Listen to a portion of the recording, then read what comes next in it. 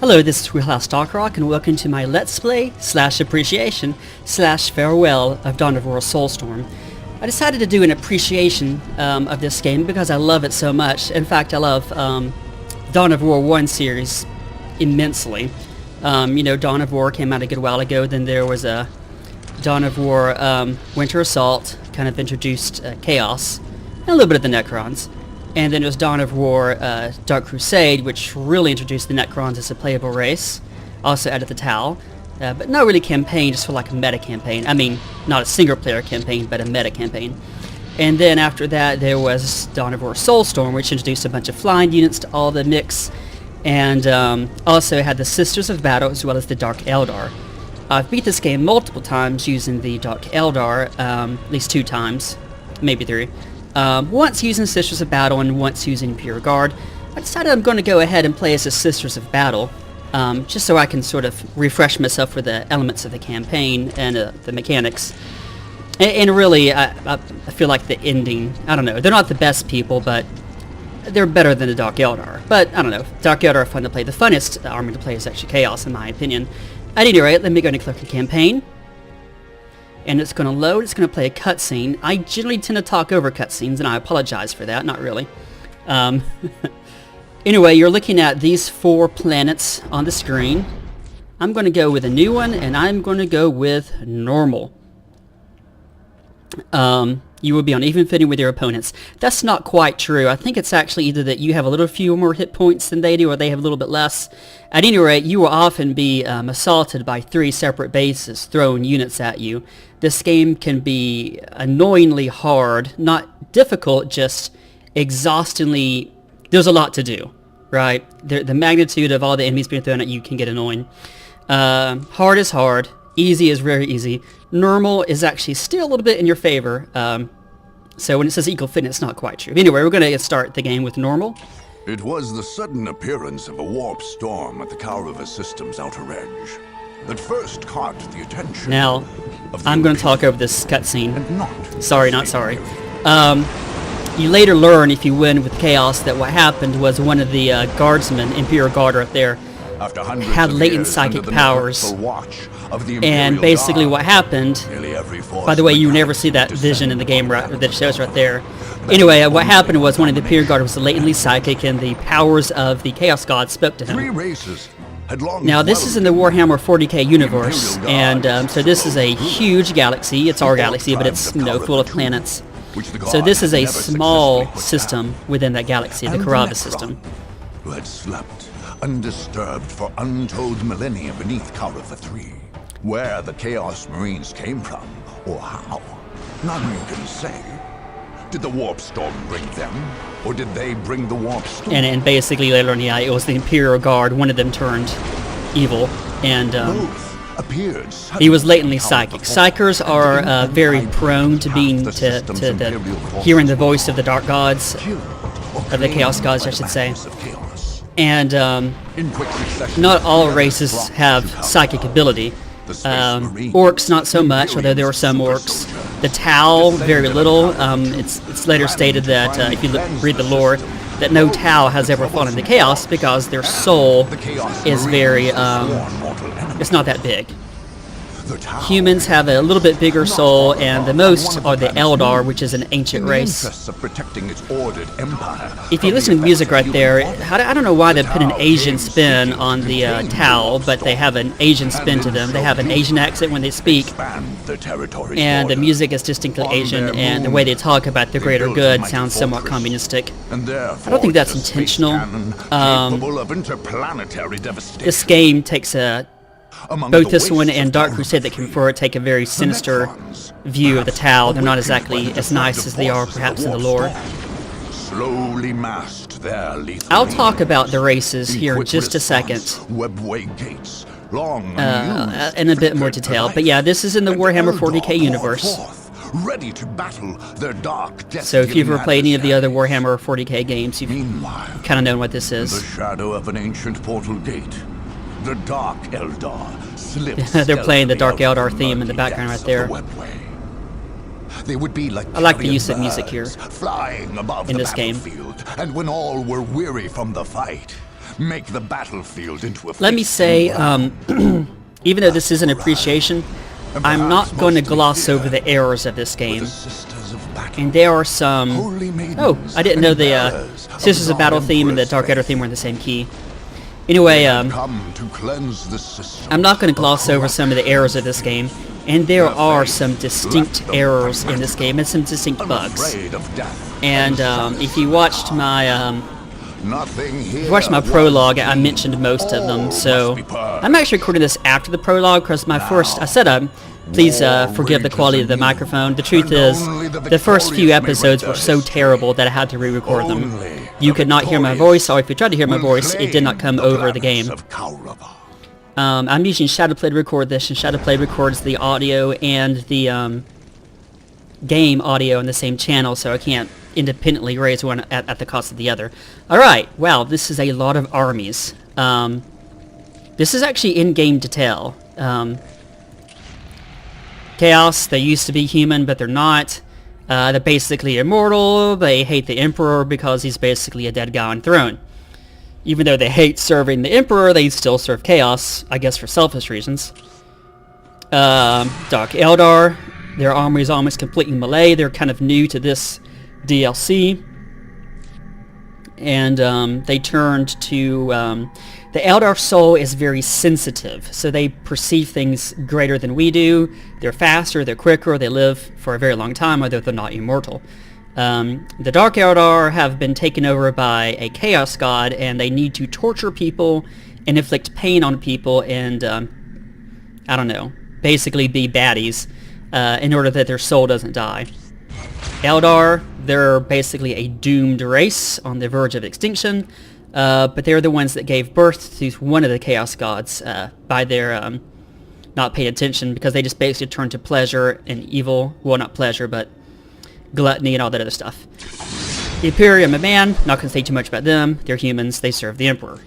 Necrons, ancient enemies of the Chaos Gods. They serve these things called Star Gods, called the Satan. That's the name of them, the Satan. And, yeah, they're basically immortal, and they live in shells, and they have very shriveled souls. So they're not going to turn to chaos. Basically, they want to kill all life, because if all life is gone, then the warp gods, the Chaos Gods, can no longer live. So they hate all life, because they hate Chaos Gods. Orcs, created by the old gods, long time ago. The old ones, I should say. I'm not going to get too much into Warhammer 40k lore. I feel like this army is very overpowered in the campaigns, and I generally avoid them and save them to the last. In terms of overpowered, a fully upgraded Necron Lord is extremely overpowered, and as you play the mission, the Tau are somewhat overpowered in the sense that a lot of their machines are glass cannons, do a lot of DPS, damage per second. I'm going to use lots of RTS terminology here, and so they can just outrange almost all of your defenses.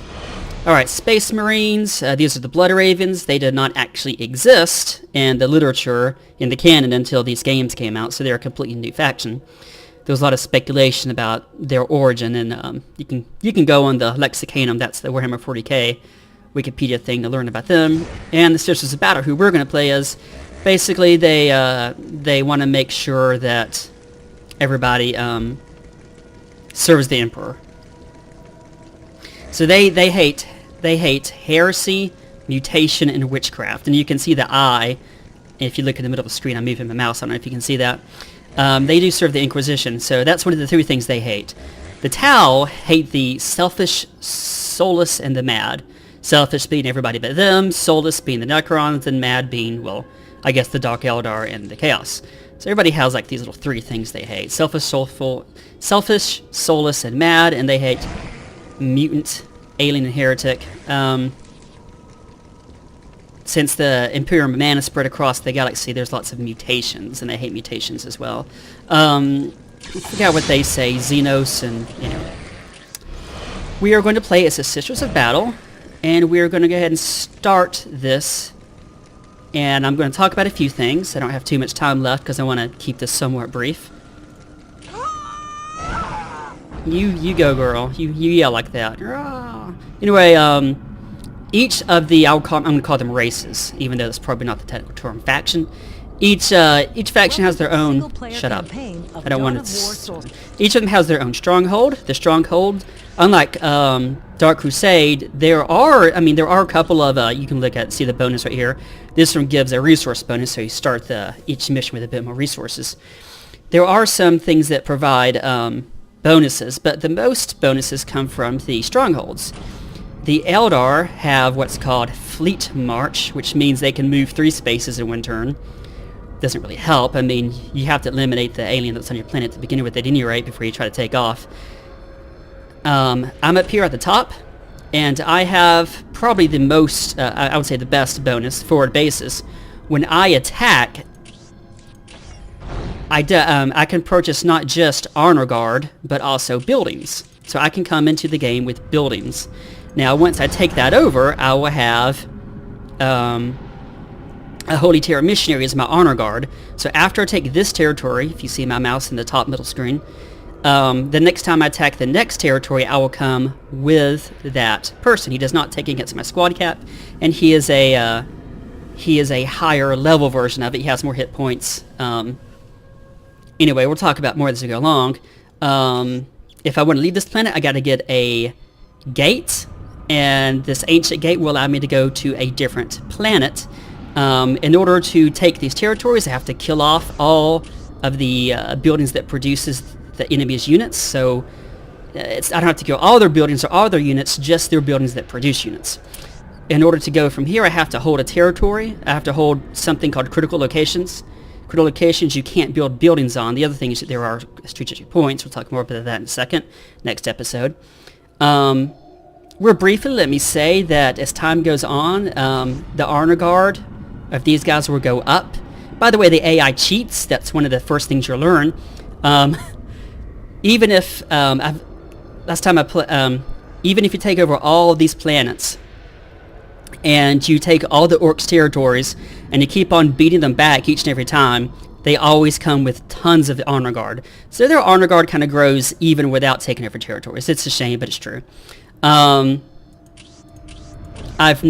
seen Dark Eldar, their bonus is they can actually go to any of these gates. So from this place they can go here, this gate, this gate, this gate, and that gate, if you can see on my mouse.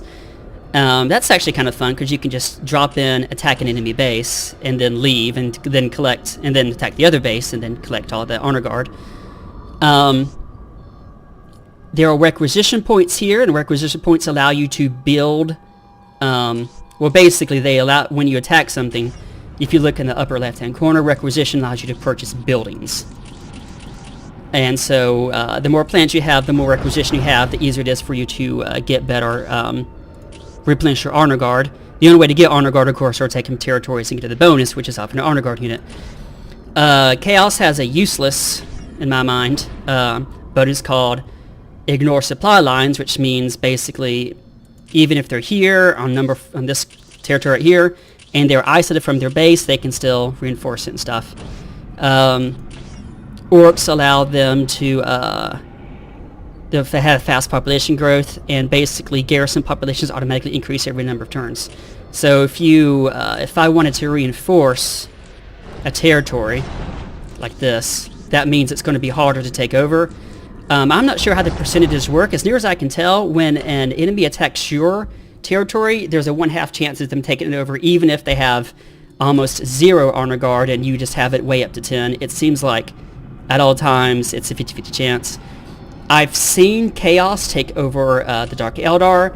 I have never seen any other race dominate any other race. So unlike Dark Crusade, you can't just wait around for the orcs to take over everything and then take over the orcs, which is what I did with Chaos. You have to manually take over.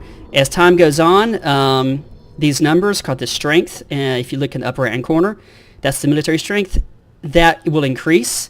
If it's 4 or below, they only have 1 base. If it's 5 or above, they have 2 bases. And if they get up to 10, it can be a very difficult fight. Did I talk about oh yeah, if you take over the Blood Ravens, then you can reinforce your stronghold. They have something called deep strike units, and then when you invade, you can get tons of not just honor guard, but also deep strike, and since we're citrus battle, also buildings. If you watch my prologue, you'd see that the Tao's thing, this Akra cannon, is bugged. Arca cannon. It will reduce the number of the territory you're attacking, but it won't actually reduce their strength. So if it says 5 and you attack, you'll see an explosion and you attack it, but there'll still be 2 bases, as if it were still 5. If you actually begin the mission and back out, it'll say 4, meaning there's only be 1 base. So it's bugged in the sense that it will only depreciate the military bonus until after you attack. Okay. Wow, I've spoken a bunch, and that was a big info dump, and I will probably repeat myself over and over and over as I play this game. Anyway, if you look in the lower left corner, you'll see that this said, there's the warp storm right there. Warp storms come in and out all the time. I'm going to stop the game there. I stopped the game. I'm going to stop this episode here. Thanks for joining me. This has been Willhouse Darkrock, and this has been my Let's Play slash appreciation slash farewell of Dawn of War Soulstorm. Have a nice night.